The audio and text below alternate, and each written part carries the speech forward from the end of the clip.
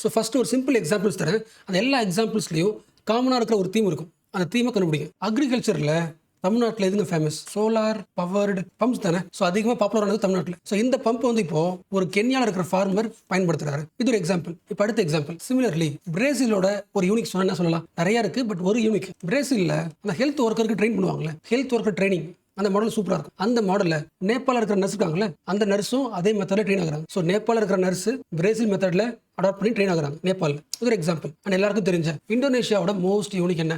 ரொம்ப simple. இந்தோனேஷியாலே disaster தான், அடிக்கடி டிசாஸ்டர் வரும். ஸோ மக்கள் என்ன பண்றாங்க? எல்லா டைமும் கஷ்டப்பட முடியாது. அப்போ டிசாஸ்டர் தாங்குற மாதிரி வீடுகளை கட்டலாம். மோஸ்ட் ஆஃப் தி வீடு இப்படி தான் இருக்கும். சாமானிய மக்களோட வீடு இப்படி தான் இருக்கும். யோசிக்க முடியுதா? அப்போ எல்லா மக்களோட வீடும் டிசாஸ்டர் ரெசிஸ்டண்டா இருக்குன்னா அது காஸ்ட் எப்படி இருக்கும்? சீப் தானே. So this is the one of the positive of Indonesia. இந்த மாடலில் பிலிப்பைன்ஸ்ல இருக்கிற ஒரு வில்லேஜ் இந்தோனேஷியாவோட இந்த low cost disaster resistant housing model இருக்குல்ல, இந்த ஹவுசிங் மாடலை பயன்படுத்தி வீடு கட்டுறாங்க, மலைகளை வீடு கட்டுறாங்க. அடுத்து வியட்நாமில் ஒரு முக்கியமான ப்ராப்ளம். அவங்க ஊர் குழந்தைகள் இந்தியா மாதிரி நியூட்ரிஷியஸ் ஃபுட் சாப்பிடுறது கிடையாது. நிறைய எக்ஸாம்பிள் சொல்றேன், இது தேவையில்லை தான். But this is opportunity. ஒரு குழந்தை வந்து ஒரு ஆரோக்கியமான ஃபுட்டை சாப்பிடுறதுக்கு அதிகமான காஸ்ட் ஆகுது. அப்போ லோ காஸ்ட்ல ஒரு ஸ்கூலுக்கு போற ஒரு குழந்தைக்கு லஞ்ச் பாக்ஸ் சொல்லுவாங்கல்ல, லோ காஸ்ட்ல நியூட்ரிஷியஸ் லஞ்ச் பாக்ஸ் ரெடி பண்றது, அதுல யூனிக் அது வியட்நாம். ஸோ இந்த மாடலை கம்போடியாவில் பயன்படுத்துறாங்க. ஸோ இந்த மாதிரி நிறைய எக்ஸாம்பிள் சொல்லலாம். பட் இந்த எல்லா எக்ஸாம்பிள்லையும் காமனா இருக்கிறது என்னது? அந்த எல்லா கண்ட்ரீஸோட காமன் தீம் என்ன? ரெண்டு பேருமே டெவலப்பிங் கண்ட்ரீஸ். கரெக்டா? So what is the ultimate point? Developing countries தனக்கு தானே மியூச்சுவலா ஹெல்ப் பண்ணிக்கிறாங்க, டெவலப் ஆகுறாங்க. ஸோ இது வந்து ஒரு நியூ மாடல். இதுக்கு முன்னாடிலாம் ஒரு டெவலப்பிங் கண்ட்ரி பெரிய ஆகணும்னா ரிச் கண்ட்ரியோட ஹெல்ப் தேவைப்படும். இப்போ அது தேவையில்லை. ரிச் கண்ட்ரீஸ்ல இருந்து டெவலப்மெண்ட் வருது, டெவலப்பிங் வருதா? அந்த மாடல் மாறி mutual sharing of benefits within the developing countries. So தான் பாயிண்ட். அப்போ இந்த ஐடியா இருக்குல்ல, இந்த மாடல் எப்படி உருவாச்சு, எங்க ஸ்டார்ட் ஆச்சு, அதோட பேசிக் பாயிண்ட் பார்க்க போறோம். ஸோ இதோட ஸ்டார்டிங் பாயிண்ட் 1978 சொல்லலாம். 1978ல ஒரு ஆக்ஷன் பிளான் ரெடி பண்றாங்க, Buenos Aires plan of action. அப்போ இந்த ஆக்ஷன் பிளானோட மெயின் எய்ம் என்ன? இப்போ பார்த்தோம்ல, எல்லா டெவலப்பிங் கண்ட்ரீஸும் ஒரு முடிவுக்கு வராங்க. We have to help each other. அடுத்த பாயிண்ட், நீங்க ஹெல்ப் பண்ண அர்த்தம் எய்டா இல்ல பணமா கேட்டா அப்படிலாம் கிடையாது. அந்த ஹெல்ப் தேவையில்லை. உங்க கண்ட்ரில உங்களோட ப்ராப்ளத்துல இருந்து ஒரு சொல்யூஷன் கண்டுபிடிச்சிருப்பீங்க. ஒவ்வொரு கண்ட்ரியும் நிறைய விஷயத்தை என்ன பண்ணிருக்கோம்? லேர்ன் பண்ணிருக்கும். அந்த லேர்னிங் வழியா ஒரு விஷயத்தை டெவலப் பண்ணிருப்பீங்க. அந்த லேர்னிங் என்ன பண்ணிக்கலாம்? ஷேர் பண்ணிக்கலாம். டெவலப்பிங் கண்ட்ரிஸ் எல்லாருமே நமக்குள்ள ஒரு மியூச்சுவல் ரெஸ்பெக்ட் உருவாக்கணும், சால்டாட் உருவாக்கணும். இது எப்படி வரும்? நம்ம லேர்னிங்கை ஷேர் பண்றது வழியாக வரும். உங்க ஊர்ல ஒரு டீச்சிங் மாடல் சூப்பரா இருக்கா, அந்த மாடலை இன்னொரு சொல்லிக் கொடுங்க. So this is the core philosophy of Buenos Aires plan of action. அப்போ என்ன பண்ண போறாங்க? எல்லா டெவலப்பிங் கண்ட்ரீஸ் நடுவில் கோஆபரேஷனா, சவுத் கோஆபரேஷன் சொல்லலாம் இந்த குரூப்புக்கு பேரு. இல்லைன்னா சவுத் பிளஸ் ட்ரையாங்குலர் கோஆபரேஷன் சொல்லலாம். ஓகேல? ஸோ இது வரைக்கும் என்ன பார்த்திருக்கோம்? ரெண்டே பாயிண்ட் தான், SSTC, அதாவது சவுத் ட்ரையாங்குலர் கோஆபரேஷன். இந்த குரூப்போட எய்ம் என்ன? இந்த குரூப்ல யார் இருக்கா? எல்லா டெவலப்பிங் கண்ட்ரீஸ் இருக்காங்க. என்ன முடிவு பண்றாங்க? ஒரு ஆக்ஷன் பிளான் ரெடி பண்றாங்க. பர்பஸ் என்ன? Sharing our learnings. ஸோ இந்த குரூப் இருக்குல்ல, இந்த குரூப்போட பர்பஸ் வந்து 1977 2025 பயங்கரமான ரோல் பிளே பண்ணப்படுது. இந்த காலகட்டத்தில் ஒரு பயங்கரமான ரோல் பிளே பண்ண போகுது. என்ன ரீசன்? இந்த உலகம் வந்து பயங்கரமா மாறிடுச்சு. 1980s மாதிரி இப்போ கிடையாது. Completely change. ஒரு பயங்கரமான சேஞ்ச். அந்த சேஞ்ச்ல இதெல்லாம் சொல்லலாம். ஃபர்ஸ்ட்லாம் இந்த உலகத்தோட பவர்ஃபுல் கண்ட்ரிஸ் லிஸ்ட் எடுங்கன்னு சொன்னா நம்ம சொல்லுவோம் USA, UK, France லிஸ்ட் பண்ணுவோம். பட் இப்போ என்ன இருக்கு? மாறி இருக்கு. India, China, Brazil, south Africa நிறைய கண்ட்ரிஸ் ஆரம்பிச்சு. அதாவது அந்த காலத்துல ரொம்ப குறிப்பிட்ட கண்ட்ரிஸ், USA வச்சுக்கலாம். USA ரிச் கண்ட்ரி, அது என்ன பண்ணும்? எல்லா போர் கண்ட்ரிஸ்க்கும் ஹெல்ப் பண்ணும். இப்போ அதை ஹெல்ப் பண்ற இடத்துல யாரும் வந்துட்டா? India, China, Brazil, south Africa நிறைய பேர் வந்துட்டாங்க. இந்தியாவோட மெடிசனை நிறைய பேருக்கு கிடைக்குது. இந்தியாவோட ஃபுட் சர்ப்ளஸ் நிறைய ஊருக்கு போகுது. இந்தியாவோட ஸ்பேஸ் நிறைய ஊருக்கு போகுது. So what is the core point? இந்த உலகத்துக்கான சப்போர்ட் சிஸ்டம் இருக்குல்ல, இந்த சப்போர்ட் சிஸ்டம் சில பேர் கிட்ட இருந்து நிறைய கண்ட்ரீஸ்க்கு மாறி இருக்கு. நிறைய கண்ட்ரிஸ் ரொம்ப ஸ்ட்ராங் ஆகுது. இந்த எல்லா கண்ட்ரீஸுமே யாரு? Developing countries. So they are the new centres of influence. இந்த பாயிண்ட் ஏன் பார்க்குறோம்? ஃபர்ஸ்ட் பார்த்தோம்ல இந்த சவுத் கோஆபரேஷன் பார்த்தோம்ல, அந்த கோஆபரேஷன், அந்த ஆக்ஷன் பிளான் இப்போ ஏன் முக்கியம்? 1980s விட இந்த காலகட்டத்தில் மோஸ்ட் இம்பார்ட்டன்ட். என்ன ரீசன்னா? இந்த உலகம் நிறைய மாறி இருக்கு. எப்படி மாறி இருக்கு? நிறைய கண்ட்ரிஸ் பவர்ஃபுல் ஆயிடுச்சு. இது ஒரு பாயிண்ட். இன்னொரு பாயிண்ட், உலகம் முழுக்க நிறைய இடத்துல ஜியோ பொலிட்டிக்கல் கான்ஃபிளிக்ஸ் ஃபுல்லா வருதுன்னு. ரஷ்யா, உக்ரைன், இஸ்ரேல், காசா, இஸ்ரேல் முன்னாடி USA, அதுக்கு முன்னாடி யூரோப். அப்போ எல்லா டெவலப்டு கண்ட்ரீஸ்க்குமே அதோட ப்ராப்ளம் பார்க்கறதுக்கு டைம் இல்லை. Rich countries were too busy in their own problems. ஒரு கண்ட்ரி இன்னொரு கண்ட்ரிக்கு ஹெல்ப் பண்றாங்கன்னா அது என்ன கிடையாது? எய்டு கிடையாது. It is political. 1970s மாதிரி கிடையாது. ரிச் கண்ட்ரிஸ் கிட்ட இருந்து நம்ம ஹெல்ப் வாங்குறனாலே ஏதோ ஒரு பொலிட்டிக்கல் மாட்டிக்கிறோம். ஸோ இந்த சேஞ்ச்ல சவுத் கோஆபரேஷன் ஆகுது, இம்பார்ட்டன்டா மாறுது. Mutual agreement, mutual sharing among the developing countries. But once again நம்ம என்ன பண்றோம் புரியுதா? எல்லா டெவலப்பிங் கண்ட்ரிஸ்குள்ளேயும் கோஆபரேஷன் ஸ்ட்ராங் பண்ணணும். அதுக்கு ஆல்ரெடி ஒரு குரூப் இருக்கு, ஆக்ஷன் பிளான் இருக்கு. அது என்ன ஸ்ட்ராங்கா பண்ணணும்? என்ன ரீசன்? இந்த உலகம் ஃபர்ஸ்ட் மாதிரி கிடையாது, நிறைய மாறி இருக்கு. ரிச்சர் கண்ட்ரிஸ் அந்த அளவுக்கு ஸ்ட்ராங்கா இல்லை, ஸ்டெபிலிட்டியா இல்லை. அவங்க பண்ற ஹெல்ப்பும் சரியா கிடையாது. ஒருவேளை அவங்க சரியா ஹெல்ப் பண்ணியிருந்தாங்கன்னா இந்நேரம் இன்இக்வாலிட்டி குறைஞ்சிருக்கும். பட் என்ன ஆகுது? ரிச் கண்ட்ரிஸ்க்கும் போர் கண்ட்ரிஸ்க்கும் வெல்த் கேப் ஆகிட்டு இருக்கு, அதிகமாகிட்டே இருக்கு. So what is the third point? Inequality gets widens. அப்போ இவ்வளோ கேப்பை சரி பண்ணுறதுக்கு, நம்ம ஹெல்ப் பண்ணுறதுக்கு ஒரு foreign country, rich country aid தரணும்னு சொன்னால் ஒர்க் அவுட் ஆகாது. So this is the new ரியாலிட்டியா. அப்போ இந்த நியூ ரியாலிட்டியை மேனேஜ் பண்ணுறதுக்கு யார் யூஸ்ஃபுல்லாக இருப்பா? SSTC. ஓகே தானே? India sends vaccine to the South Africa, news பார்த்துருப்பீங்க. Indonesia shares the disaster tech to the Bangladesh. இது எல்லாமே என்னது?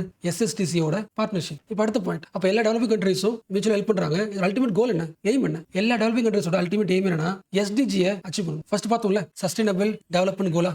எத்தனை கோல்? 17 கோல் பார்த்தா இருக்கா? ஃபர்ஸ்ட் முக்கியமானது, இந்த உலகத்துல இருந்து பாவர்ட்டி அபாலிஷ் பண்ணணும். செகண்ட், பசியக்கூடாது. எல்லா மக்களுக்கும் ஹெல்த் கிடைக்கணும். எல்லா குழந்தைங்களுக்கும் குவாலிட்டி எஜுகேஷன் கிடைக்கணும்.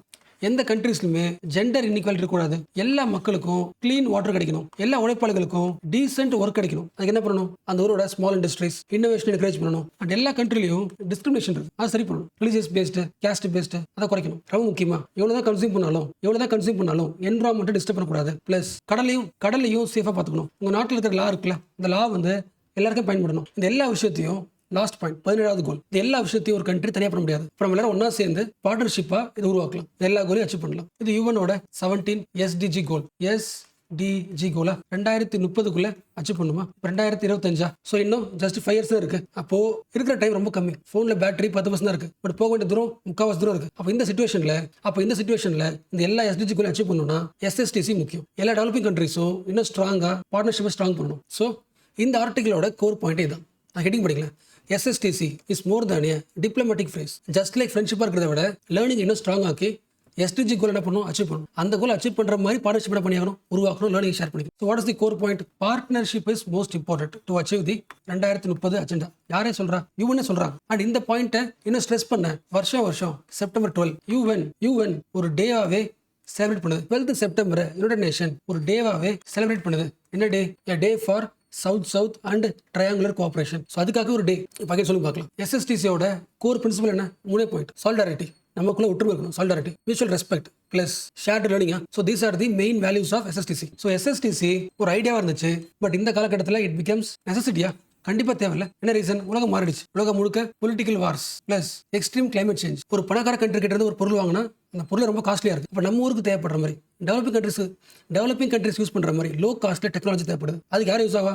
அப்போ அந்த லோ காஸ்ட் டெக்னாலஜியை யார் உருவாக்க முடியும்? டெவலப்பிங் கண்ட்ரியால தான் உருவாக்க முடியும். ஸோ இந்த காலகட்டத்தில் SSTC பிகம்ஸ் நெசசிட்டி. அண்ட் இந்த பாயிண்ட் நம்ம ரொம்ப ஜென்ரலா சொல்லல. SSTC இருக்குல்ல, அந்த கோஆபரேஷன் இருக்குல்ல, அதோட அக்ரிமெண்ட்ல செக்ஷன் 4 பாயிண்ட் இருக்கு. முடிஞ்ச அளவுக்கு பாவர்ட்டி, ஹங்கர், இன்இக்வாலிட்டியை நம்ம சேர்ந்து என்ன பண்ணலாம்? அபாலிஷ் பண்ணலாம். So what is the conclusion? SSTC ஸ்ட்ராங்கா ஒர்க் ஆகணும். இது ஃபர்ஸ்ட் பாயிண்ட். இப்போ அடுத்த லெவல், இந்த கோஆபரேஷன்ல இந்த குரூப்ல இந்தியா என்ன பண்ணியாகணும்? இந்தியா லீடரா மாறணும்ல. ஸோ நெக்ஸ்ட் நம்ம என்ன பண்ண போறோம்? ஆர்கியூ பண்ண போறோம், பாயிண்ட்ஸ் வைக்க போறோம். SSTCல இந்தியா லீடரா வர முடியும். அதுக்கான பாயிண்ட்ஸ் என்ன பண்ண போறோம்? சம்மரைஸ் பண்ண போறோம், ரெடி பண்ண போறோம். So what is the first point? வழக்கம் போல ஒரு கண்ட்ரி லீடரா மாறணும்னா ஃபர்ஸ்ட் அதுக்கிட்ட ஒரு பயங்கரமான வேல்யூ சிஸ்டம் இருக்கணும். ஃபார் எக்ஸாம்பிள், யூஎஸ்ஏக்கு பின்னாடி இருக்கிறது டெமோக்ரஸி, ரஷ்யா பின்னாடி இருக்கிறது கம்யூனிசம். சிமிலர்லி இந்தியாவுக்கு பின்னாடி என்ன வேல்யூ இருக்கு? வழக்கம் போல சொல்றது தான் வசுதெய்வ குடும்பகம். ஸோ ஜென்ரலாகவே எல்லாரையும் ஒரே மாதிரி பார்க்கணும், ஒரே ஃபேமிலியை பார்க்கணுன்றது என்னோட கோர் வேல்யூ. ஆட்டோமேட்டிக்கா SSTCயோட லிங்க் ஆகுது. So value ready. ரெண்டாவது, இந்தியா அந்த அளவுக்கு செம ஸ்ட்ராங்கா அச்சீவ் பண்ற அளவுக்கு ஸ்பிரிட் இருக்கா? இருக்கு. ஃபர்ஸ்ட் பாயிண்ட், ஒரு காலத்துல இந்தியா ஃபுட் ஸ்கேர்சிட்டி கண்ட்ரி. ஃபுட்டுக்காக மற்ற கண்ட்ரி கிட்ட ஹெல்ப் கிடைச்சு. இப்போ ஃபுட் சர்ப்ளஸா மாதிரி மற்ற கண்ட்ரிக்கு இந்தியா என்ன பண்ணுது? எக்ஸ்போர்ட் பண்ணுது. ஸோ அவ்வளோ டிராஸ்டிக் சேஞ்ச் உருவாக்கி இருக்கு. One of the leadership quality. அப்போ இந்த 2 பாயிண்ட்டும் மிக்ஸ் பண்ணுங்க. இந்தியா கிட்ட ஒரு லீடர்ஷிப் குவாலிட்டி இருக்கு, சேஞ்ச் ஆகுது, இம்ப்ரூவ் ஆகுது, பிளஸ் மாரல் வேல்யூ இருக்கு. அப்போ இந்தியா ஒரு சேஞ்ச் கொண்டு வருதுன்னா அந்த சேஞ்சில் என்ன இருக்காது? டாமினேஷன் இருக்காது. எல்லாரும் ஒரே மாதிரி பார்க்கும். அதான் பாயிண்ட். அதோட பெஸ்ட் எக்ஸாம்பிள் தான் G20ல ஆப்பிரிக்கன் யூனியன் ஆட் பண்ணது. So India mat effort for African union to join G20. எல்லாரும் ஒரே மாதிரி பார்க்குது இந்தியா. அது மட்டும் கிடையாது, டெவலப்பிங் கண்ட்ரீஸ்க்கு இன்னொரு பேர் என்ன? குளோபல் சவுத்தா. அப்போ டெவலப்பிங் கண்ட்ரீஸ்க்கு ரிச் கண்ட்ரீஸ், டெவலப்டு கண்ட்ரீஸ் யூஎன்ல இல்லை WTOல ஒரு பாலிசி கொண்டு வரும்போது அந்த பாலிசியில் இருக்கிற பாயிண்ட்ஸ் இருக்கும்ல, அந்த பாயிண்ட்ஸ் வந்து டெவலப்பிங் கண்ட்ரீஸ்க்கு டிஸ்டர்பன்ஸா இருக்கும்போது செக் பண்ணி குளோபல் சவுத் வாய்ஸ் யார் பேசுறா? இந்தியா பேசுது. So India is already a global voice for the global south. In fact சொல்லணும்னா ஜஸ்ட் வாய்ஸ் மட்டும் கிடையாது, இந்தியாவோட மினிஸ்ட்ரி ஆஃப் எக்ஸ்டர்னல் அஃபேர்ஸ் அந்த மினிஸ்ட்ரிக்குள்ளவே ஒரு ஸ்பெஷலா ஒரு டிவிஷன் இருக்கு. இந்த டிவிஷன் பேரு DPA, டெவலப்மெண்ட் பார்ட்னர்ஷிப் அக்ரிமெண்ட். அதாவது மற்ற டெவலப்பிங் கண்ட்ரீஸ்க்கு ஹெல்ப் பண்றதுக்காகவே உருவாக்கப்பட்ட ஒரு அட்மினிஸ்ட்ரேஷன். எந்த கண்ட்ரிக்கு இன்ஜினியர் தேவை? இன்ஜினியர் அனுப்பலாம். டாக்டர்ஸ் அனுப்பலாம். Solar, IT experts. So what is the point? India is also becoming the helping ஹேண்டா. ஹெல்ப் பண்றாலும் மாறி இருக்கு. ஸோ வேல்யூஸ் இருக்கு, ஒரு பயங்கரமான சேஞ்ச் கொடுத்துருக்கு, குளோபல் வாய்ஸா இருக்கு, ஹெல்ப் பண்ணுது. அந்த ஹெல்ப்ல most important help technical cooperation. இந்தியாவோட முக்கியமான டிஜிட்டல் இனிஷியேட்டிவ் என்னது? ஆதார், UPI, கோவின் நம்பர் இருக்குல்ல, CoWIN platform, vaccination tracker app இருக்குல்ல. எஸ், இந்த எல்லா டிஜிட்டல் டூல்ஸ் என்ன பண்ண முடியும்? மற்ற டெவலப்பிங் கண்ட்ரீஸ் கூட ஷேர் பண்ணிட்டு இருக்கு அந்த ஐடியாவை, அந்த டெக்னாலஜி. ஸோ ஓரளவுக்கு ஓகே இல்ல? ஒரு கன்வின்சிங்கான பாயிண்ட் இருக்குல்ல, எஸ்எஸ்டியை லீட் பண்றதுக்கு இந்தியா கிட்ட சில பாயிண்ட்ஸ் இருக்கு. ஸோ இது முடிச்சாச்சு. அடுத்த பாயிண்ட் ஃபர்ஸ்ட் பேசணும் அதே பாயிண்ட். எஸ்எஸ்டிசியோட பர்பஸ் பார்த்தாச்சு, அதில் இந்தியாவோட பர்பஸ் பார்த்தாச்சு. இந்த காலகட்டத்தில் எஸ்எஸ்டிசியை எப்படி பயன்படுத்தணும், அதாவது எஸ்எஸ்டிசி 2.0 எப்படி பயன்படுத்துறது அடுத்த லெவலில். இந்த டேர்ம்ல அந்த டி இருக்குல்ல, ட்ரையாங்கிள், இதை இம்ப்ரூவ் பண்ணலாம். அதாவது நான் ஒரு கண்ட்ரி, நான் ஒரு கண்ட்ரி, நான் ஒரு கண்ட்ரி, நீங்க ஒரு கண்ட்ரி, என்னோட ஐடியாவை டெக்னாலஜி நான் உங்களுக்கு தரேன், நீங்க என்ன பண்ணுங்க எனக்கு கொடுங்க. இது பத்தாது, நம்ம 2 பேரும் சேர்ந்து இன்னொரு விஷயத்த இன்னொரு இன்ஸ்டியூஷன் யூஸ் பண்ணிக்கலாம். For example India, China plus UN. So யுஎன்ல இருக்கிற பாயிண்ட்ஸை நமக்கு ஏற்ற மாதிரி என்ன பண்ணலாம், சேர்ந்து யூஸ் பண்ணிக்கலாம். ட்ரையாங்குலர், நம்ம 2 கண்ட்ரி சேர்ந்து நம்ம 2 பேரும் இம்ப்ரூவ் பண்றதுக்கு சில முக்கியமான இன்டர்நேஷனல் இருக்கிற என்ஜிஓஸ் கூட சேர்ந்து, ஆக்டிவிஸ்ட் கூட சேர்ந்து ஒர்க் பண்ணலாம். இல்லைனா உலகத்தோட முக்கியமான பிரைவேட் கம்பெனிஸ் கூட சேர்ந்து சொல்யூஷன் கொடுக்க முடியும். இல்லைனா சில முக்கியமான self help groups, cooperatives, technological companies, யாராவது ஒருத்தவங்க இந்த உலகம் நம்புற ஒரு ஸ்ட்ராங்கஸ்ட் ட்ரஸ்டட் ஒரு இன்ஸ்டியூஷன் கூட சேர்ந்து என்ன பண்ணலாம், ஒர்க் பண்ணலாம். ட்ரையாங்குலர் ஒர்க் பண்ணலாம். இந்த ட்ரையாங்குலர் மீட்டிங்கை ட்ரையாங்குலர் பெனிஃபிட்டை பயன்படுத்தணும். So again what is the point, triangular கோஆபரேஷனை ஸ்ட்ராங் பண்ணணும். இது ஃபர்ஸ்ட் பாயிண்ட். அடுத்த முக்கியமான பாயிண்ட், ஜஸ்ட் ஹெல்ப் மட்டும் பண்றது பழைய மாடல். ஃபார் எக்ஸாம்பிள் நம்ம ஊர்ல இருந்து உகண்டாவுக்கு ஒரு டிராக்டர் கொடுத்தாச்சு, அது என்ன ஆகலாம், ஃபியூச்சர்ல உடஞ்சு போகலாம், ரிப்பேர் ஆயிடலாம், முடிஞ்சு போச்சு. ஸோ இந்த மாதிரி எய்ட் பண்றது, ஹெல்ப் பண்றது ஓல்டு மாடல். இப்போ என்ன பண்ணலாம், 2 பேரும் சேர்ந்து ஒரு ஈகோ சிஸ்டம் உருவாக்கலாம். ஸோ இதுக்கப்புறம் எஸ்எஸ்டிசி, ஸோ இதுக்கப்புறம் எஸ்எஸ்டிசி, இந்த cooperation must create the ecosystem. For example ஒரு கண்ட்ரிக்கு டிராக்டர் தரதை விட அதே ஊர்ல இருக்கிற யங்ஸ்டர்ஸை ஒரு 5 பேர் கூப்பிட்டு டிராக்டரை எப்படி மெயின்டைன் பண்ணணும், how to maintain and right tractor, அது சொல்லி தரலாம். பிளஸ் லோக்கல் லெவல்ல நிறைய ரிப்பேர் ஷாப் உருவாக்கலாம். அடுத்து ஒரு டிராக்டர் வச்சுக்கிட்டு நிறைய பேர் என்ன பண்ணலாம், வாடகை விடலாம். அதாவது ஒரு வில்லேஜில் இருக்கிற எல்லா கேர்ள்ஸும் எல்லா பெண்களும் ஒன்னா சேர்ந்து ஒரு காசு போட்டு ஒரு டிராக்டர் வாங்கி செல்ஃப் ஹெல்ப் குரூப்பா மாறி ஒரு டிராக்டர் வாங்கி யாருக்கெல்லாம் தேவையோ டிராக்டர்ஸை ரெண்டுக்கு விடலாம். இப்போ என்ன பண்றோம், டிராக்டர் மட்டும் தரல, இந்த டிராக்டர் கூடவே அங்கே என்ன பண்றோம், ஒரு சிஸ்டம் உருவாக்குறோம். அதை சுற்றி எக்கனாமியாக டெவலப் பண்றோம், எம்ப்ளாய்மெண்ட் உருவாக்குறோம், அப்லிஃப்ட் பண்றோம், ஈகோ சிஸ்டம். ஸோ ஓகேல, அகைன் சொல்றேன், நான் ஃபர்ஸ்ட் பேசின எக்ஸாம்பிளும் சரி, இல்லை இப்போ சொன்ன எக்ஸாம்பிள்ஸ் எல்லாமே ரியாலிட்டி, எல்லாமே ஒரு scheme. For example India Mozambique solar project என்ன பண்ணுது, இந்தியா சோலார் பேனல் மட்டும் தரல,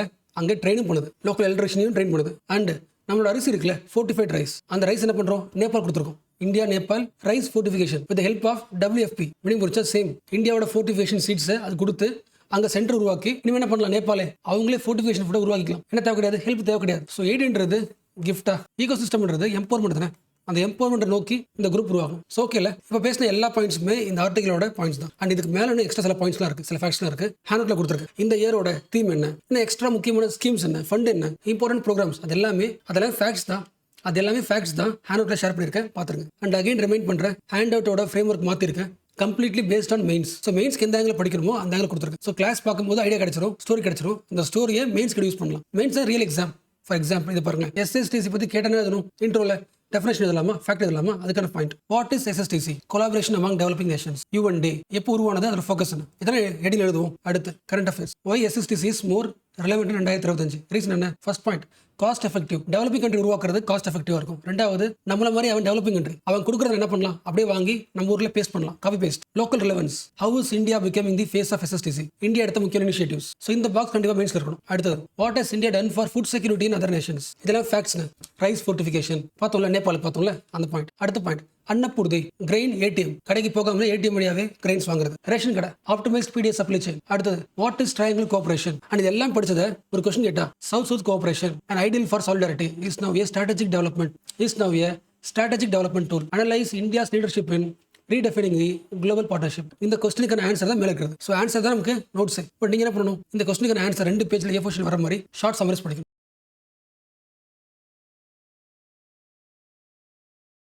எல்லார் வீட்லையும் ஒரு பெருசு இருக்கும்ல.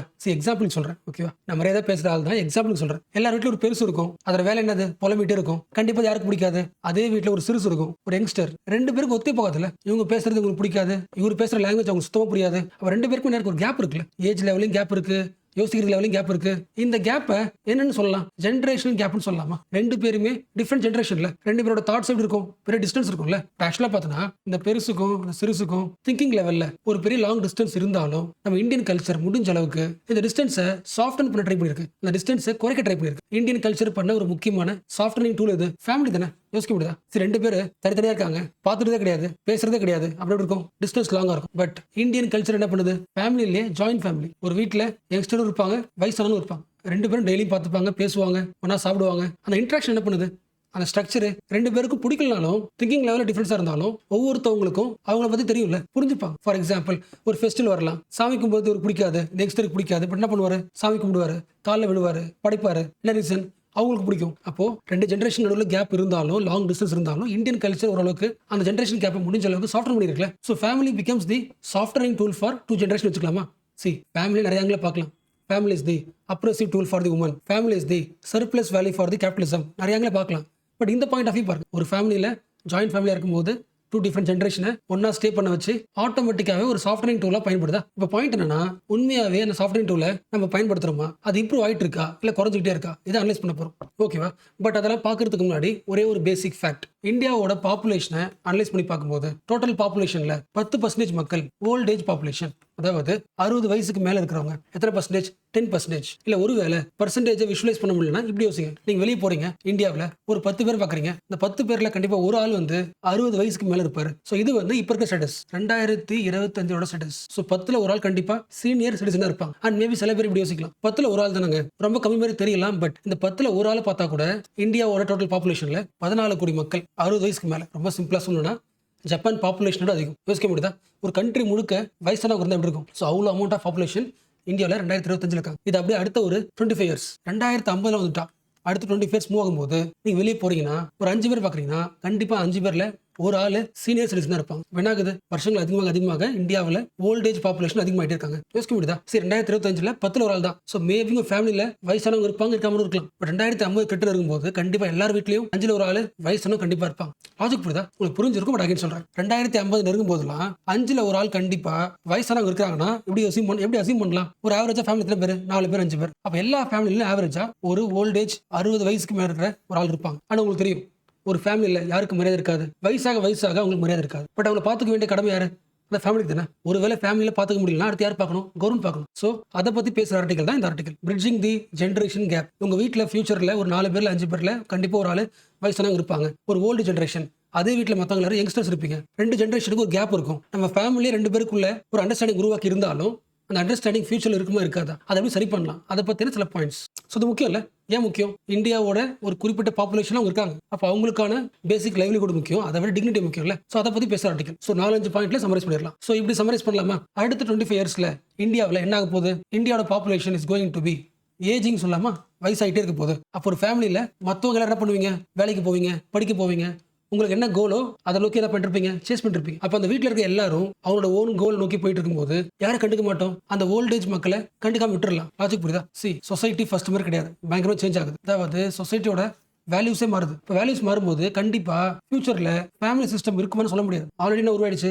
Nuclear family உருவாயிடுச்சு. அப்போ ஃபேமிலி சிஸ்டம் வீக்காக இருந்துச்சுன்னா அங்கே யாருக்க முடியாது? அந்த ஓல்டேஜ் பாப்புலேஷன் இருக்க முடியாது. அப்போ அவங்களுக்கான சப்போர்ட் சிஸ்டம் என்ன ஆகும்? மிஸ் ஆகுது. ஒருவேளை அந்த ஃபேமிலி இல்லை பரவாயில்ல ஓல்டேஜ் கூட சேர்ந்து வாழலாம்னு முடிவு பண்ணும்போது அந்த ஒரு வீட்டுக்குள்ள எப்படி யங் பீப்புளும் ஓல்டு பீப்புளும் டிக்னிட்டியோட வாழ முடியும்? எப்படி 2 பேரும் டிக்னிஃபைடா சேர்ந்து வாழலாம்? இதெல்லாம் யோசிக்கணும்ல. சரி, உங்களுக்கு புரிஞ்சிருக்கும். But this is the opportunity. இன்னும் கொஞ்சம் டீடைலா பார்க்கலாம். ஃபர்ஸ்ட் பார்த்தோம்ல, அது இன்னும் கொஞ்சம் டீடைலா பார்க்கலாம். உங்களுக்கு புரிஞ்சிருக்கும். But May responsibility. ஃபர்ஸ்ட் என்ன பார்த்தோம்? சொசைட்டி சேஞ்ச் ஆகிட்டு இருக்கா. ஸோ அதுக்கு எதுக்கு ஒரு ஓல்டேஜ் மக்கள் ஏன் பயப்படணும்? சொசைட்டி சேஞ்ச் ஆகுதுன்னா சொசைட்டியோட வேல்யூ சிஸ்டம் மாறுது. அதாவது இப்ப இருக்கிற தலைமுறை ஃபேமிலி பார்க்குற விதம், லைஃப் ஸ்டைல், டிஜிட்டல் ஜாப்ஸ் எல்லாம் மாறுதுல. சரி, இன்னும் புரியலனா அந்த காலத்துல ஒரு ஜாயின்ட் ஃபேமிலியில வயசானவங்களோட மெயின் ரோல் என்ன? அந்த ஃபேமிலியில முக்கியமான ஒரு இஷ்யூனா, ஒரு முக்கியமான ஒரு ஈவெண்ட்னா அட்வைஸ் தருவாங்களா? பட் இந்த காலத்துல வயசானவங்க சொல்றதை நம்ம கேட்போமா? என்ன ஆகுது? அவங்க சொல்ற அட்வைஸ்ல இருக்கிற வேல்யூ சிஸ்டமும் இப்போ உருவாயிருக்கிற வேல்யூ சிஸ்டமும் என்னவா இருக்கு?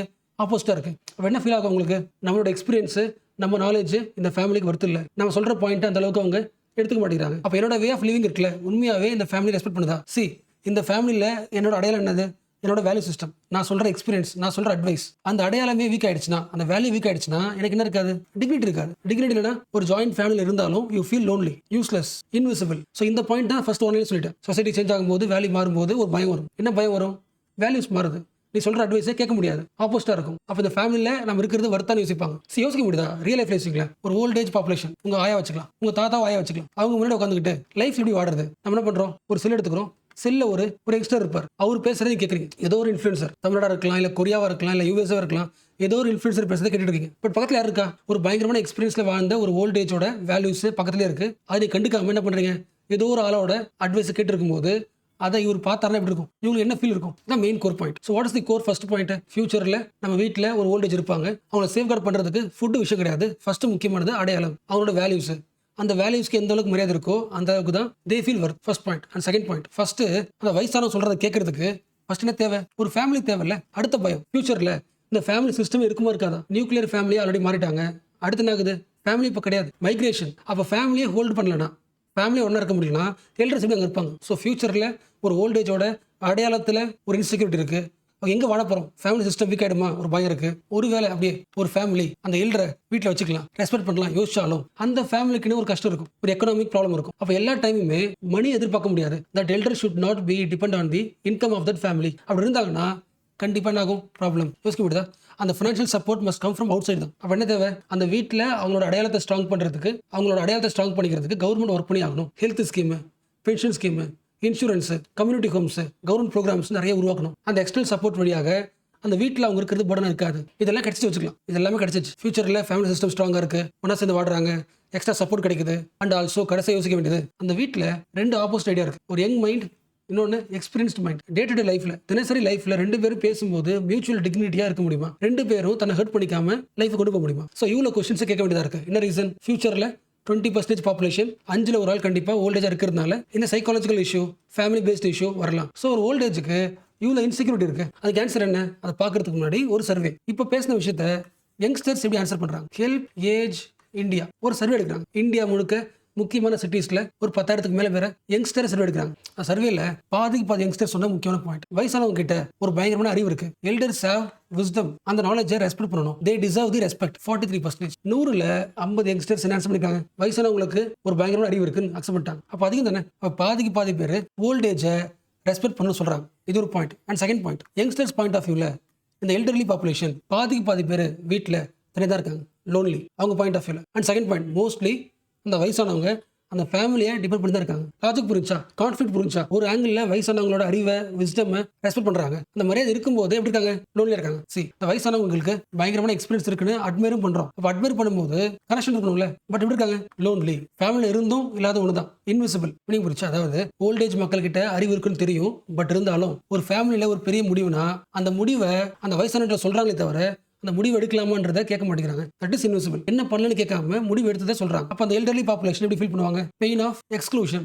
வீட்டில் இருந்தும் வேஸ்ட். இந்த வீடு இதுக்கப்புறம் நம்ம சொல்றதை கேட்காது. இப்போ என்ன உருவாயிடுச்சு? ஃபேமிலிக்குள்ள 2 ஜெனரேஷன் நடுவில் கம்யூனிகேஷன் கேப் அதிகமாயிடுச்சா? யோசிச்சு பாருங்களேன். நம்ம கம்யூனிகேஷனை கனெக்ட் அதிகமாக்குறது யாரு? டெக்னாலஜியா? ஸோ டெக்னாலஜி வந்ததுக்கு அப்புறம் கூட 2 ஜெனரேஷனை லிங்க் பண்ண முடியல. ஓல்டேஜ் என்ன சொல்றாங்க? இந்த சின்ன பசங்க எப்போதாலும் ஃபோன்ல இருக்காங்க, ரியலா பேச மாட்டேங்கிறாங்க. இவங்க பாயிண்ட் ஆஃப் என்ன? டெக்னாலஜியா யூஸ் பண்ண தெரியல. ஸோ என்ன இருக்கு? மிஸ் அண்டர்ஸ்டாண்டிங் இருக்குல்ல.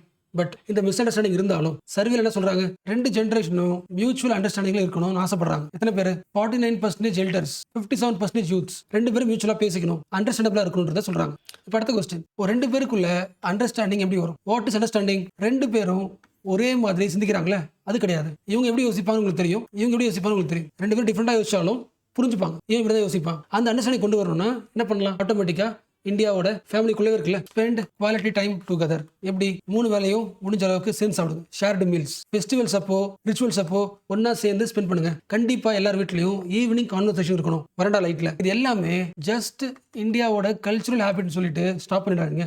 என்னது? 2 ஜென்ரேஷனை ஒட்டுறதுக்கான, சாஃப்ட்வேர் பண்றதுக்கான events, tools. And most importantly அந்த 2 பேரும் ஒன்னா சேர்ந்து பேசுறது முக்கியம். என்ன ரீசன்? அது யாருக்கு பெனிஃபிட்? 2 பேருக்கும் பெனிஃபிட். ஓல்ட் ஏஜுக்கு தனிமையாக இருக்காங்களே, அந்த ஐசோலேஷன் சரியாகும். யங்ஸ்டர்ஸ் எப்படி இருக்காங்க? Always distracted. அந்த டிஸ்ட்ராக்ஷனும் சரியாகும். யோசிக்க முடியல. இந்த காலகட்டத்தில் மென்டல் ஹெல்த் எப்படி இருக்கு? ஸ்ட்ரெஸ்ஃபுல்லாக இருக்கு. அதை சரி பண்ணிக்கிறதுக்கு இந்த டூல்ஸை பயன்படுத்திக்க முடியும். 2 பேருக்குமே ரெஸ்பான்சிபிலிட்டி இருக்கு. லாஜிக் புரியுதுல? அவர் 2 பேரும் ஒன்றா இருக்கிறது ஜஸ்ட் ஃபார் சென்டிமெண்ட் கிடையாது, ஒரு எமோஷனுக்காக கிடையாது. அது ஒரு சேஃப்டி நெட். 2 ஜென்ரேஷனுக்குமே ஒரு social safety net. For example, ஒரு வீட்டில் உங்களுக்கு தெரிஞ்சதுதான், ஒரு எல்டர் இருக்காங்கன்னா எல்லா விஷயத்திலையும் தன்னோட எக்ஸ்பீரியன்ஸை ஷேர் பண்ண முடியும். ஒரு ஃபேமிலி உடஞ்சு போச்சுன்னா அந்த ஃபேமிலியோட எமோஷனை ஸ்டெபிலிட்டி வச்சுக்க முடியும், மேனேஜ் பண்ண முடியும். 3வது சைல்டு கேர்ல. ஸோ ஒரு எல்டரால இவ்வளோ விஷயம் தர முடியுது. இது இல்லை என்ன பண்ணுவீங்க? இது எல்லாத்தையும் அவுட் சோர்ஸ் பண்ணுவீங்க. நாலேஜுக்கு ஒரு இன்ஃபுளுசர் பார்ப்பீங்க, சைல்டு கேருக்கு ஒரு இடத்துக்கு போவீங்க, மென்டல் ப்ரெஷருக்கு டாக்டர்கிட்ட போவீங்க. இவ்வளோ விஷயத்த ஒரு எல்டரால பண்ண முடியும். அட் தி சேம் டைம் அதே வீட்டில் யங்ஸ்டர் நினைச்சா அந்த வீட்டுக்கான டெக்னாலஜிக்கல் சப்போர்ட் தர முடியும். அவுட் சைடில் என்ன நடக்குதோ அந்த அவுட் சைடு வேர்ல்டு கைடன்ஸ் தர முடியும். அதாவது இவங்களுக்கு டிஜிட்டல் அசசபிலிட்டியை அதிகமாக்க முடியும். யோசிக்க முடியுதா? ஃபார் எக்ஸாம்பிள், கோவிட் வச்சுக்கலாம். கோவிட் டைம்ல ஒரு ஃபேமிலி கஷ்டப்படும் போது அந்த வீட்டில் இருக்க பெரியவங்க என்ன பண்றாங்க? சமாதானப்படுத்துறாங்களே, ஸ்ட்ராங்கா பாத்துக்கிறாங்க. யங்ஸ்டர்ஸ் என்ன பண்றாங்க? அந்த ஃபேமிலியில இல்லை வேக்சின் போடுறதுக்கு வேற இடத்துக்கு போகலாம், ஆப்ல பார்த்துட்டேன், இந்த டேட்ல இந்த இடத்துக்கு வரலாம். அப்போ அவுட் சைடு வேர்ல்டை ஈஸியாக்குறாங்க. ஸோ இது ஜஸ்ட் கோவிட் டைம்ல நடந்தது. எவ்வளவுதான் பேசினாலும் இது எல்லாமே மைண்டுக்குள்ள இருந்தா குட்வில் சொல்லுவாங்களே, சரி ஓகே இப்படி பாத்துக்கணும், மைண்ட்ல இருக்கிறது விஷயம் கிடையாது. ஒரு இண்டிவிஜுவல் குட்வில் இருக்கிற விஷயம் கிடையாது. சிஸ்டமே நல்லா இருக்கணும். we need support system. அதாவது எக்ஸ்டர்னலா நீங்க யோசிங்களேன், நம்ம ஊர்ல வந்து எல்டர் அண்ட் யங்ஸ்டர்ஸ் ரெண்டு பேரும் சேர்ந்து உருவாக்குற மாதிரி பிளாட்ஃபார்ம் இருக்கா, கம்யூனிட்டி ஹப் இருக்கா? அப்படி இல்ல. அப்போ கவர்மெண்ட் நிறைய பாலிசி கொண்டு வரணும். யூத் எல்டர் என்கேஜ்மெண்ட் ப்ரோக்ராம் இதை உருவாக்க முடியும். So what is the last point? இந்தியாவில் ஏஜ் நடக்க போது, வயசானவங்க அதிகமாக போகிறாங்க. இந்த விஷயத்தை நாம எப்படி பார்க்க போகிறோம்? How we going to treat? பர்டனை பார்க்க போகிறோமா, இது ஒரு சான்ஸாக யூஸ் பண்ணிக்கிட்டு ஃபேமிலிக்குள்ள கனெக்ஷன் உருவாக்க ட்ரை பண்ண போகிறோமா?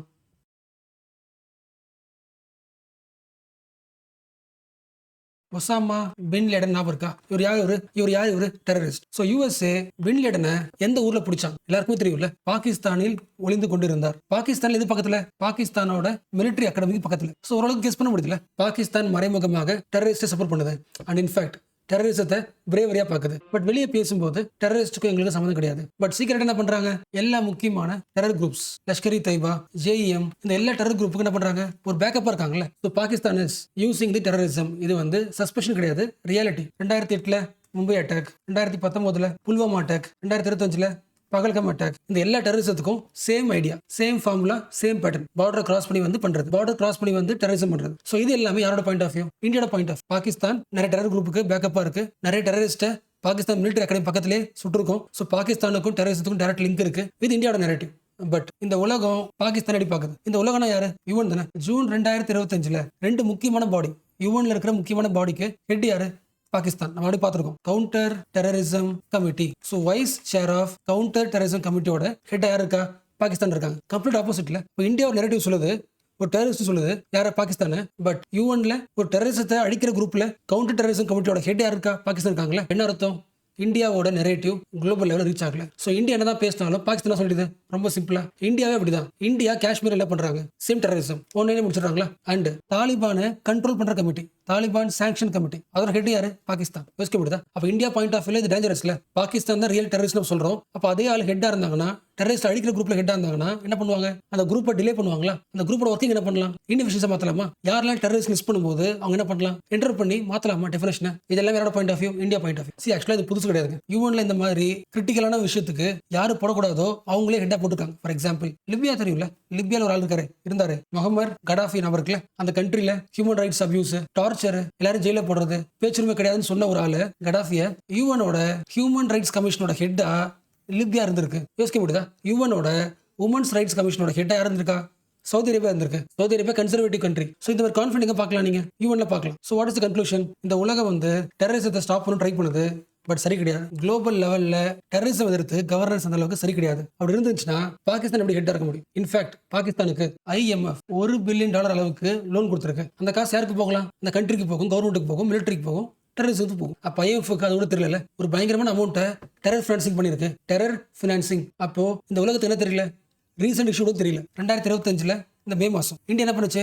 ஏர் ஸ்ட்ரைக் பண்ணுச்சா? எந்த இடத்த? டெரரிஸ்ட் கேம்பியா? அப்ப அந்த அட்டாக்ல இறந்து போன டெரரிஸ்ட் ஃபேமிலிக்கு பாகிஸ்தான் கவர்மெண்ட் காசு கொடுத்திருக்கு. 14 கோடி amount, 14 crore amount to the families. அப்ப என்ன பண்ணுது பாகிஸ்தான்? டெரரிஸ்ட பிரேவரே மொத்தல terrorist are treated like the heroes. So என்ன கன்க்ளூட் பண்ணலாம்? குளோபல் லெவல்ல இன்னும் பாகிஸ்தானுக்கு சப்போர்ட்டிவா தான் நெரேட்டிவ் இருக்கு. இல்லனா லோக்கல் லெவல்ல நடக்கிற இஷ்யூ வந்து குளோபல் லெவல்ல ரீச் ஆக மாட்டேங்குது.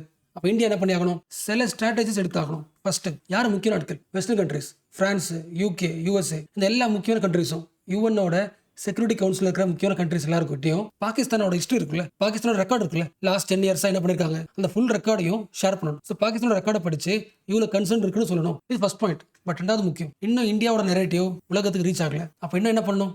இந்தியாவோட மீடியாஸ், அகாடமிஷியன்ஸ், இன்ஸ்டிடியூஷன்ஸ் என்ன பண்ணி ஆகணும்? இன்னும் இன்ஃபர்மேஷனை குளோபல் முழுக்க ஸ்ப்ரெட் பண்ணணும், நரேஷனை உருவாக்கணும். அடுத்து யூஎன்ல இருக்கிற எல்லா முக்கியமான பாடிஸ்லயும், எல்லா கமிட்டிஸ்லயும் இந்தியா பார்ட்டிசிபேட் பண்ணி டெரரிசத்தை அண்ட் இந்த பாயிண்ட் ஆட் பண்ணிக்கலாம். பாகிஸ்தான் என்ன பண்ணுது? ஆப்கானிஸ்தானோட பேசுதா? அப்ப இந்தியா என்ன பண்ணலாம்? ஆப்கானிஸ்தான் கண்ட்ரிக்கு ஹியூமானிட்டேரியன் எய்டு தரலாம். இப்போ இந்த ஹெட்டிங் பண்ணிக்கலாம், anti terror role that defies the logic. So almost இந்த ஆர்டிகல் எல்லா கோர் பாயிண்ட்ஸ் கவர் பண்ணியாச்சு. எக்ஸாம் ரிலவெண்டா இதெல்லாம் எக்ஸாம் எழுதணும், மெயின்ஸ் பாயிண்ட் ஆஃப் வியூல அந்த பாயிண்ட் சம்மரைஸ் பண்ணி ஹேண்ட்ல கொடுத்துருக்கேன். ஜஸ்ட் ரிவைஸ் பண்ணுங்க.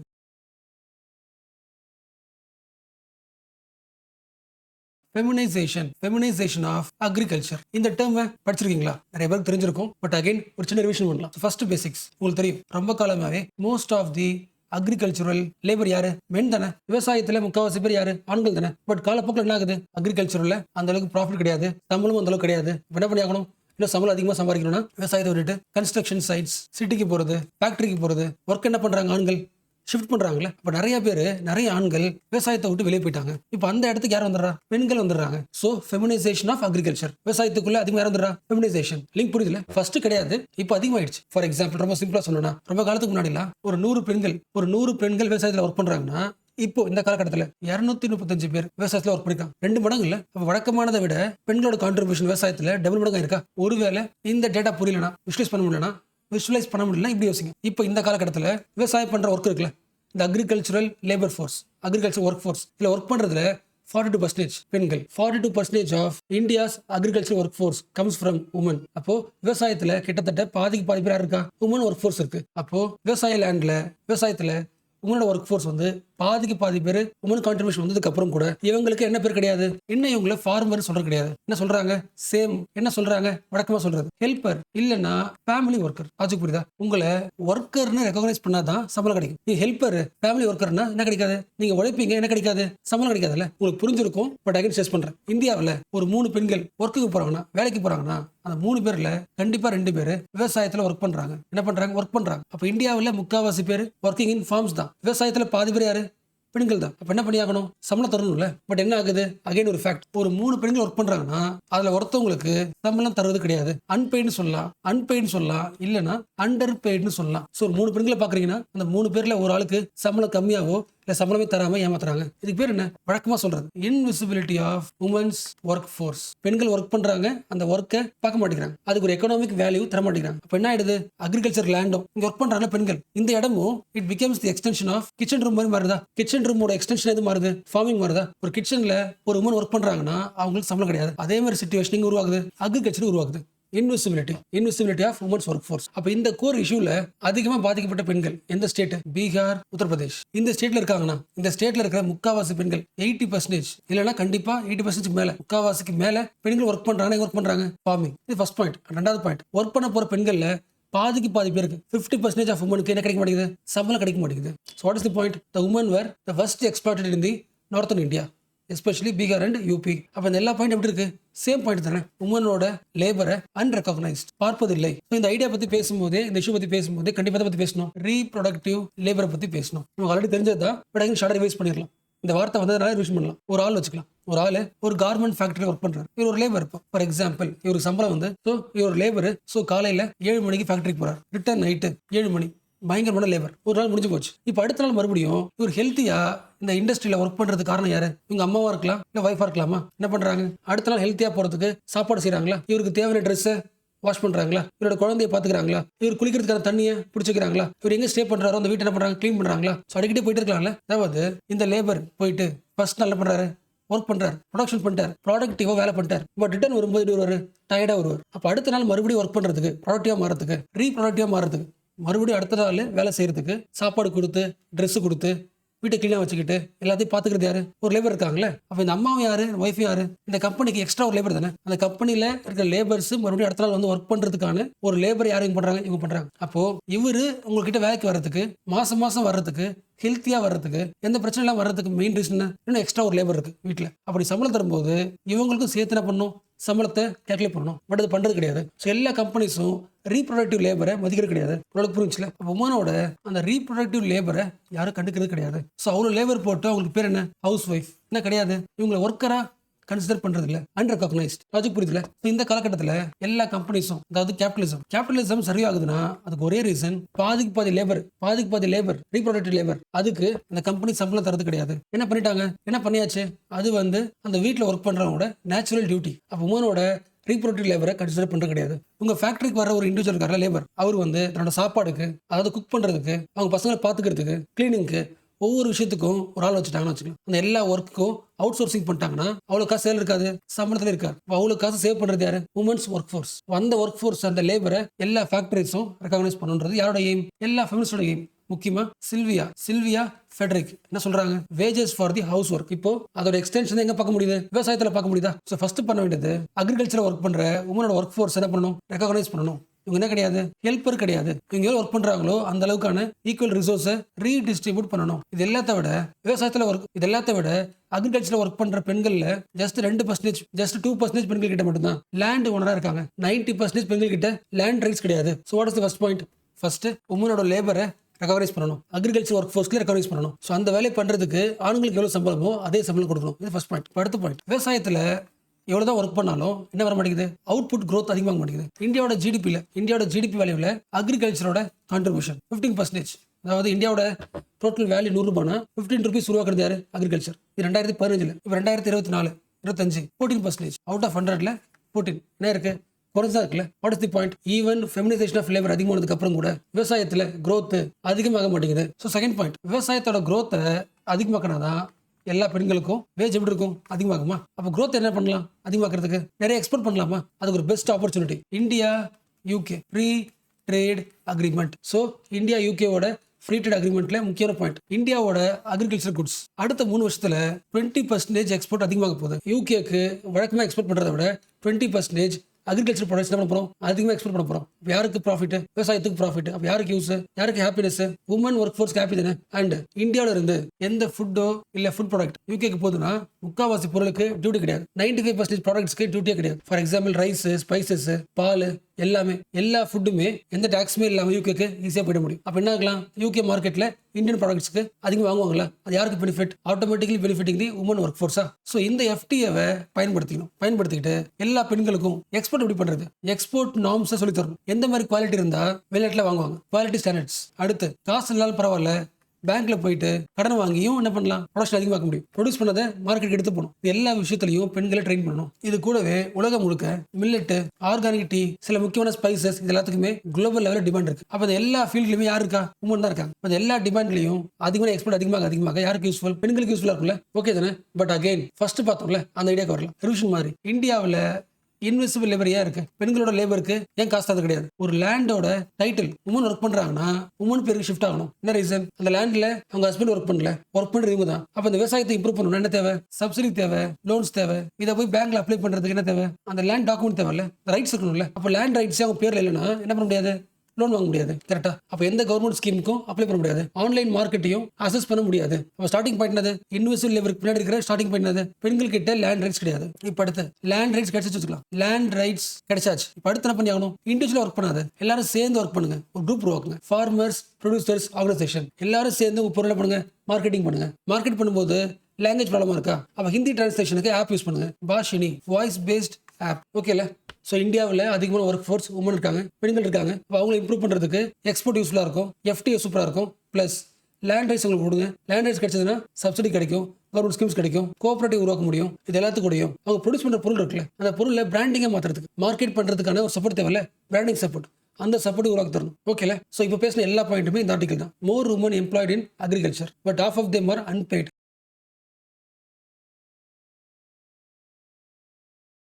And last news, Gaza peace plan. So Trump, Israel Prime Minister Netanyahu ரெண்டு பேரும் 20 point based Gaza peace plan announce பண்ணிருக்காங்களா? சோ இந்த பீஸ் பிளான்ல இருக்கிற சில core points. First point, immediate ceasefire. ரெண்டு சைடும் அக்செப்ட் பண்ணிட்டாங்கன்னா எல்லா ஃபைட்டிங் என்ன பண்ணணும், ஸ்டாப் பண்ணிடும். சோ இஸ்ரேல் என்ன பண்ணுவாங்க, காசா பகுதியில இருந்து கொஞ்சம் கொஞ்சமா பின்னாடி போயிடுவாங்க. கம்ப்ளீட்டா கிடையாது, கொஞ்சம் பின்னாடி போவாங்க. Go back. But this is not the permanent peace. Ceasefire தான். அடுத்த பாயிண்ட், ஹமாஸ் பிடிச்சு வச்சிருக்கிற எல்லா இஸ்ரேல் ஹாஸ்டேஜஸையும் ரிலீஸ் பண்ணணும். அதே மாதிரி மியூச்சுவலா அவங்க என்ன பண்ணி ஆகணும், ரிலீஸ் பண்ணணும். ஹமாஸ் உடனடியாக எல்லா ஆயுதங்களையும் எல்லா ஆர்ம்ஸையும் விட்டாங்கன்னா அவங்க இன்டர்நேஷனல் கோர்ட்ல மன்னிக்கப்படலாம், அம்னஸ்டி கொடுக்கலாம். அண்ட் ரொம்ப முக்கியமானது, காசாவோட கவர்னன்ஸ்ல இருந்து ஹமாஸ் வெளியே வந்துடணும். அண்ட் ஆல்சோ காசா விட்டு மக்கள் கண்டிப்பா வெளியே போன அவசியம் கிடையாது. அண்ட் ஃபைனலி காசா மக்களுக்கு தேவையான எல்லா humanitarian aid can be restore. So எல்லாம் பேசிக் பாயிண்ட்ஸ். எல்லா பாயிண்ட்ஸும் மறுபடியும் நாளைக்கு சென்ட்ரல் பேஜ்ல அனலைஸ் பண்ணி கொடுப்பாங்க, பார்க்கலாம்.